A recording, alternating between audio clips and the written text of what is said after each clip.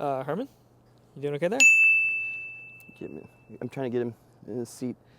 There you go. Oh, strong work, Herman. All right. Nice job, bud.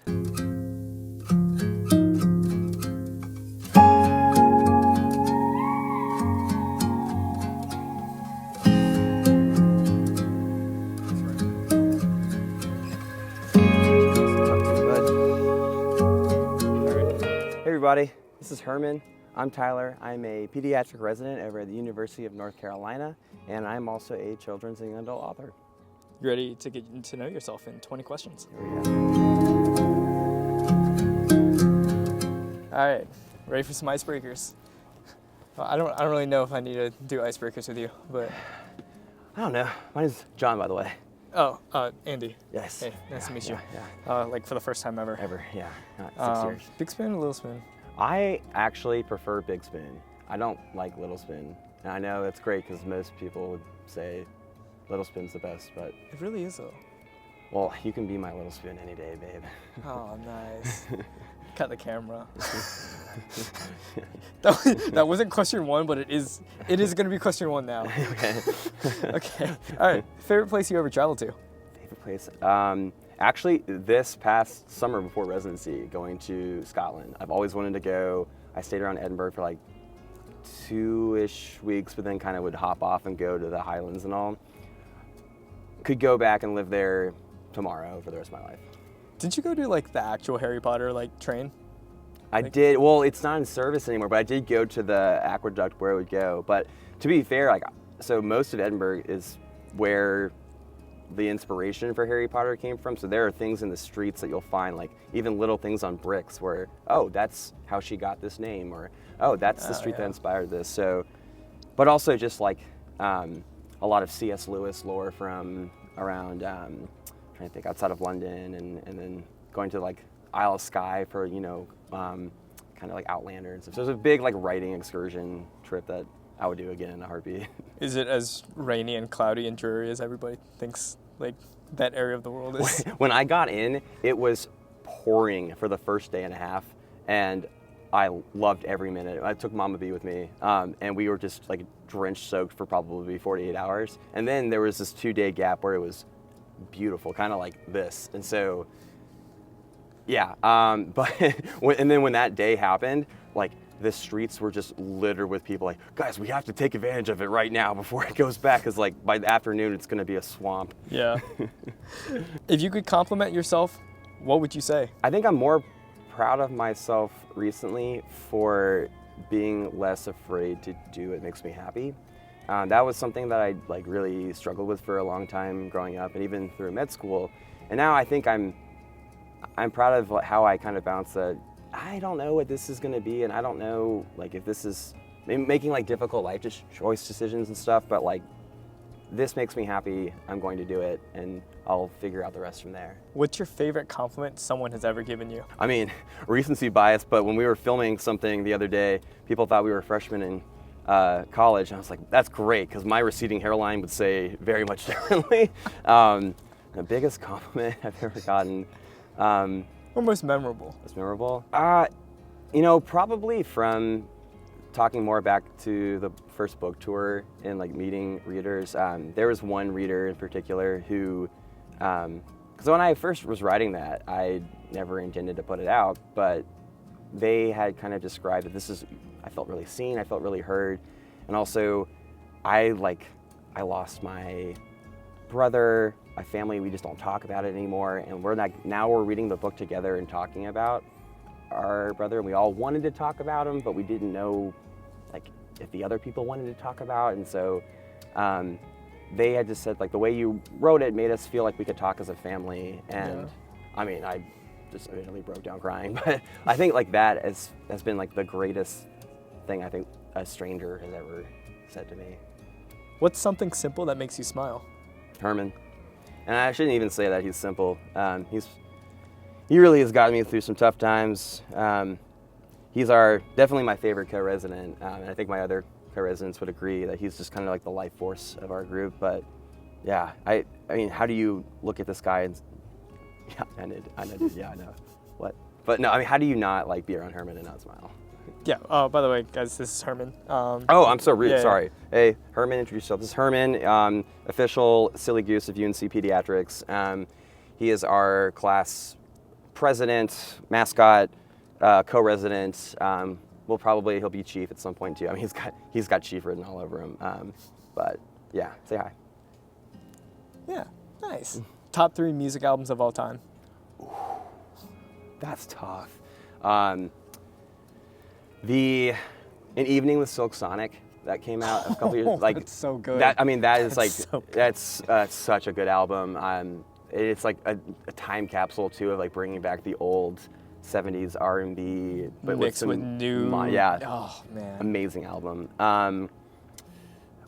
Number 2, I might say this is tough. Okay. Number 2, Van Morrison, Moondance.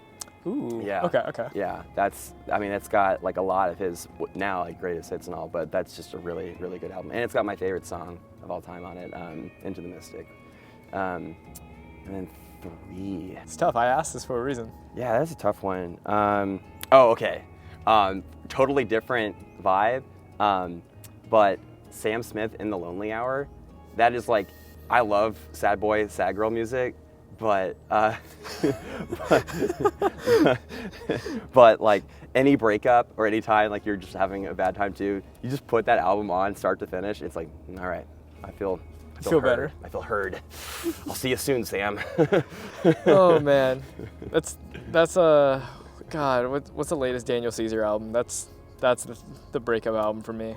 One with Always, Toronto 2014. Yeah. I don't know if I should put that on the internet that I'm a big Daniel Caesar fan, because I know he's like half problematic, but he makes good music, so. Yeah, the other half of him really gets me though, so. Makes good music, so. Yeah. Separate art from the artist, maybe. What about you? You said the theme from Goose Tales? It's a throwback, dude. It's like, honestly, I mean, it's a pretty underrated choice. Yeah, it's a pretty good movie. If everyone came with a warning label, what would yours say? Only one? Just one. This is the one that, like they have the hazard signs that this like big and bolded and red, like please, if you read one thing, this has to be the thing. Okay, warning label for Tyler Beauchamp. Apologies in advance for his brain. Like, you might need to shake to be in use, because like I feel like I'm like scatterbrained would be an understatement for like kind of how I operate, and so there are times like where I'll space out or think about other things. Oh, Chapel Hill Bells, man. Oh man. Yeah, I'll just be like scatterbrained or thinking about a book idea or a short idea. And then there's the whole other thing that we do with medicine where like you're like thinking about your patients, and even within the day thinking about patients. You get home from the hospital, you're thinking about patients. So yeah, big sticker. Might need to tap 3 times to activate. Yeah, that might be it. All right. And last question for the icebreakers. What's your favorite part about Chapel Hill? I think we've talked a lot about, I almost ended up here for a residency. I would have not been upset if I did. It seems like you guys have such a wonderful community in the pediatrics program here, and just in the city, period. Like, everyone's so friendly. Yeah. You went here for undergrad, so like now that you're back, what would you say is your favorite part about this place? I think like the community really is kind of, again, an understatement to say that. It says a lot when I was here that I've been like crawling to come back to this area. I meet a lot of physicians in the hospital that weren't from here, trained all over, and then maybe at some point in their training or life they did have like a stop in this area and then went away, and then all of them came back because they just couldn't get that like itch out. It's like a huge family of a town, and then with Durham and Raleigh next to each other too, it's just like this very collaborative space. When you're in a place where everyone that's there is choosing to be there, I think special things happen. And like the focus on why people there isn't about like, any kind of status or like end goal. It's just like, let's build a let's foster an amazing community together, support each other, and be a family. And I think that has not changed since like the day I first stepped foot here. Coming back here, just like I felt like I stepped back into the family. I feel that I have a family in my residency, but even like the other specialties around the hospital, like the stereotypes that you see in other fields, they're still there. Everyone goes into a field because for a certain reason or so, but yeah. I feel like they're muted. Like I see a lot of intermingling of specialties inside and outside the hospital that I personally haven't seen at other places. That may be anecdotal, but I think part of that is just it's the Carolina vibe. It's just the Carolina culture. Dude, I love it. You one at a time. Why do you think you could keep up with writing along with a full-time job as a pediatrics resident? Why did I think I could do it? I didn't think I could do it. So I went into residency with the mindset, if I don't write anything in these next couple of years, like I have to be okay with it. So I set up a lot prior to when residency started with some of my projects, to where if I do have free time, there's less of the bandwidth that I need to get something started. I can just kind of create all these spaces and then, okay, I've got this afternoon off or I've got this evening free. Let me plop myself into one of those spaces and then go for it. But I also will say that when you go about interviewing for residency programs, you have to think about your non-negotiables and you have to think about the culture that you want. And it's not like I was going around asking about, can I do writing 7 days a week, or can I like carve out time for that? That's not what I was going for, because to be honest, the only thing that really, for me, that I wanted to make sure is like, I'm going to come out of this program being the best pediatrician I possibly can be. But in order to do that, it is more than just the experience you get. To be the best pediatrician I can be, I need to make sure that I am cultivating the things that make me who I am and make me human. And for me, that happens to be writing. So I spent a lot of time asking programs about how they foster things outside of medicine, and asking residents if they feel that they have the time and the ability to foster. And a big thing that came to me at the end was not finding a place that was necessarily going to try to push those things to the 9th degree, but to hear them, to appreciate them, to want me for them, and also to say, or to see the value in them, is really it. And so I felt really blessed to be at a place where I know I'm getting the best training I possibly can be, and then in the times where I'm able to step away from medicine, I have like the emotional support, the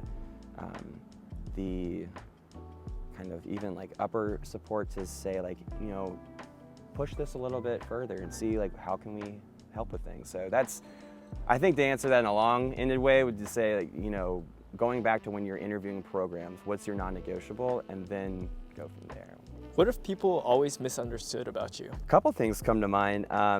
One, from the writing space, if people find out that I write books, they definitely do assume that it is like medical nonfiction or op-ed, and so there is sometimes a hurdle of, if I show people my writing and they see these like fiction dramas or sci-fi adventures, whatever, they're like, oh, that's not what I was expecting.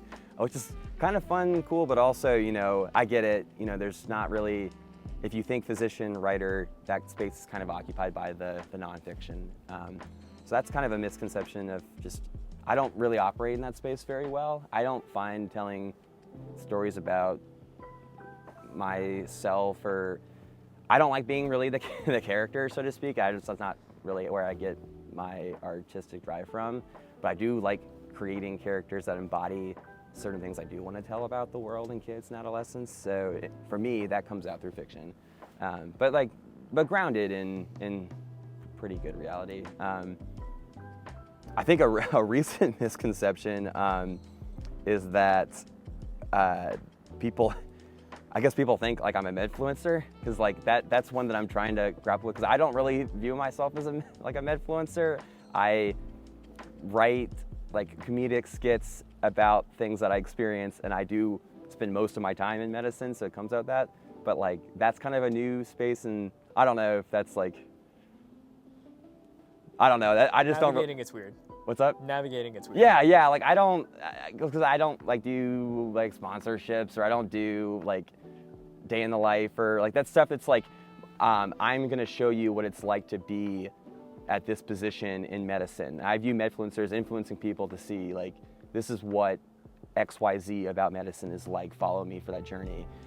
And if you watch like my stuff, it's like certainly not that. I think it picks fun at that though. It picks fun at the journey. It picks fun at the things that we all come to know as normal. But then you zoom out 1,000-foot view and we're like, what are we doing? It's like and to be honest, like if I weren't in medicine and were maybe just like writing full time, I would probably make the same kind of material about the process of writing. Or I think like that. I do like to make content and creativity about that lens. So the fact that I'm in the hospital and in around medicine is why the subject of those things are about medicine. What is a feeling you miss? I am so happy where I'm at, and I'm so happy to have found like the field in medicine that I am in love with. But residency is really hard. I mean, residency is tough. It takes up most of your time, your heart, your energy. And for all you fourth years out there who are hopefully enjoying fourth year to the extent that you should be enjoying fourth year, I definitely do miss the feeling of, all right, the next couple weeks or month, I am going to go just be in a creative space. Like I don't have, my schedule is, I'm going to get this feeling out there and however long it takes. So whether that was like traveling around the world and writing in places, or just like hunkering up in my like room and writing and reading like that, I do miss the ability to have the time for that. And money, profession, like the only thing that truly matters to me in my life moving forward, and I think for a lot of people, is just time, because this is the one thing you can't trade for. And so that's certainly something. What's something normal to you that other people find weird? I was having a conversation about this the other day, actually. In a broad way, I would say maybe the way that I see the world. But the way I think about life and writing and medicine are so kind of intertwined that when I kind of explain to people, why do you do what you do, or like how are you able to maybe do these things, to me it's just the way I see it. And some of it's kind of natural, but some of it's also, I get that it's weird because it's not a very concrete thing that you can sort of experience unless you do it. I was telling people about the story of when I wrote my first book, and I was in the middle of the pandemic, and it was certainly like my outlet, but apart from the couple med students, roommates I was around, I didn't really see my family. I didn't see many friends who were outside my bubble. But I spent way more time with these characters that I was writing than anyone else in my life. And to have them come up with, true, like, who are they? What are their motivations? Like, how are they going to talk? This is the way I still write. I put them in my head and sort of play out hypothetical conversations, and then I just kind of scribe. Like, I don't really come up with what they say until when the conversation goes a certain way. That's when I go, I don't really like that as a characterization. And then I'll kind of input my will into it. But for the most part, it's scribing. But you do that for so long. You think about it, if you do that for 8 months on a project, every day for a couple hours. I mean, I saw like my family for a month once maybe. And so, but like, and I want to talk about these people, like, and they're like, become like your friends, and they become, and like, yeah, I know as I'm saying out loud, hey, Tyler, you should get checked out. Because like that is, they're not real. And that's fair, but they are very real to me. And I think that would be the thing that it's so normal to me in the creative process, that these like completely fictional characters are far more real to me than many people in my life that I am not as close with, if that makes any sense. And yes, that might be like borderline, you should seek help, but That's writing. But What you find normal. Yeah, but Herman's real. Like that. No. I'm saying like that's something we find normal, but like nobody else does. Yeah, but they're wrong. Like that's different. Like I get when people like Tyler, you're weird talking about these things. Like people, anyone that's like hating on Herman, they haven't. You spend 5 minutes with Herman, you talk with the guy, and like, okay, I get it. It's just the judgment is just like, just not. He doesn't deserve that, and I know, bud. But we love you for who you are. What are you sure of in life? I am sure of my purpose, and I feel that is God's biggest blessing He's ever given to me. I think that that's a gift. I think a lot of people do go through life and never do find their purpose, or maybe they had an inkling of it and they weren't quite sure. I feel blessed the fact that I know what my purpose is, and that everything that I do to pursue it is the path for me. And so there are plenty of uncertainties in my life at the moment, but one that is resolute, firm, concrete is what I am placed on this earth to do. Yeah, they're not like really preventing us from being able to walk out. All right, last little bit. What did you think you were gonna be when you grew up as a kid? Certainly not a doctor. I wanted to be a film director first, so I was making little films around Savannah. My dad's a musician and works in sound design, so I was kind of like, that was our thing growing up. Then I got really into story structure from that, and so I wanted to be a writer. And the last thing I wanted to do was medicine, because I was a patient that was like tossed around research clinics for the majority of my childhood. And just not having family in medicine, I definitely had like a negative outlook on what healthcare could really be. And so until I saw the other side of the curtain, I actually almost dropped out of here. I almost dropped out of UNC to go out west and screenwrite, which my parents would have been thrilled with. But I did one last check, took a prayer, and checked out medicine. And it was a total God moment. I just realized I've been thinking about medicine the wrong way, and maybe even being able to use my experiences to help out in a new way, maybe in a new perspective. So yeah, growing up, certainly not this path. Certainly never thought it would be some weird combination of writing and medicine that it is now. But happy we got here. What do you think your past self would think of you now? They would not believe any of this. They would not believe that. I mean, it wasn't until med school that I actually told people I was writing. So to show like younger Tyler that there were books out, like the TV show stuff, like the books to come, and being like a resident doctor like that, they would not buy any of that. He probably would be really pissed at me for being a doctor. It's like, I told you specifically, like, don't go into medicine. Sorry, bud, didn't listen to you there. No, I think he'd be pretty proud, and he would be pinching himself, because I'm pretty much pinching myself most days these days. Should be a good thing. Yeah. What is a dream you let go of, but it hurts? I don't know if this quite answers the question, because I don't accept that I've let go of it yet. But my favorite thing I've ever written, I started writing when I was 9.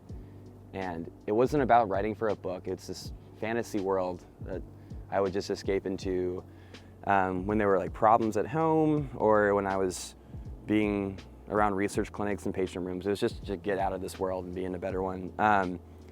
But I've still been writing it since then, nearly like 20 years later. And I think before I leave this earth, it'll be the best thing I've ever created, other than when I have kids. But I feel that I've let it take the backslide for these other books and residency, like for good reasons, but I miss the time I spent in that, because I truly feel at peace when I am writing in that world. So I have not accepted that I've given up that dream yet, but I do feel I have not indulged in that dream in quite some time. Who has had the biggest impact in your life and why? My mom, Mama B. She is quite the angel that I do not deserve. There was one day where after I, like in the middle of 4th year, I'm doing, away rotations, and she goes, "So you're set on pediatrics?" I'm like, "Yeah." She goes, "So you're like not changing it?" I'm like, "I hope not at this point." And she goes, "Okay, well, very cool. I didn't want to like influence you, but I think it's so cool that we're finally getting a pediatrician in the family, because that's like what I wanted to be when I grew up for the longest time." And she actually stopped pursuing that in part to be a mom. And so it was this really wonderful moment of like that, maybe that part of her when like she made me, like it was put on my heart, but it was never something like she pushed growing up. Clearly, I found out about it like after I've already made the decision and everything. And I'm gonna add this in because I was right there with you. How special was it to have your mom open up that letter on match day? Oh my God. Part of match day for me was not going to be as enjoyable as, I also think match day is kind of overrated unless it's really awesome, because for the most part it's only fun for like the people around you until it goes right. But I had to take a medical leave, so I wasn't even matching with like the class of people that I had gone through med school with, and so I didn't know anyone at match day really, except for a couple people. But I went to match day because forever my mom was talking about like, "Oh, it's gonna be so awesome, you're gonna get the letter," and she was talking about match day even from when I started med school. And I was like, "What's this woman on about?" And then when I found out about the pediatrics angle, and like, oh my gosh, like this is something that she kind of envisioned for herself too. Well, to mess with her, because I am a jack bleep, it was her birthday, and so I got a fake box present, and we all distracted my mom, and when I went to get my match day letter, I snuck it in the box. And so when we were getting ready to open letters, I was like, "Everyone pause, we gotta open mom's birthday present." And she's like, what the hell? Like, wait, dude, like here's match day, like we can do my presents later. And then it was the match day letter, so she was the one who opened up my letter, and I have no idea where the letter is, because she definitely kept it as her birthday present. So yeah, Mom, wherever it is, like I hope you have it, because I certainly don't have it, but that was a good moment. That was special. What's a question you wish you knew the answer to? One that I've been thinking about a lot recently is kind of, I know my purpose. I know what I'm supposed to be doing, and I'm working on making it happen. I wish I knew the answer to when will enough be enough. I think that's a question that you ask in the creative space all the time, like in any project, like is this done? Do I need to work more on it? Do I start doing something else? For the long haul of medicine and the, delay of gratification, you have to ask yourself all the time, when is enough enough? But I think that now that some things that I've always wanted to do in life are now possible, I'm trying not to let too much kind of say, well, now that this is happening, let's do this, or let's bring this in. I wish I knew kind of where I could stop and be at peace with certain things. And since I don't know that, it's kind of just, well, let's work hard and see where the answer will come. Hasn't led you wrong much so far. I don't know. Yeah, I'm just trying to put trust in the process and God and everything else to help with that. But and Herman, he's like really, he's really been helping me out with all of that. He's a good listener. Well, Tyler, that's all I got for you, man. Tyler and Herman, by the way, star of the show. So thanks for having this little interview with me. Always good to catch up, and always nice to visit Chapel Hill. Yeah, man, it's been awesome. Thank you.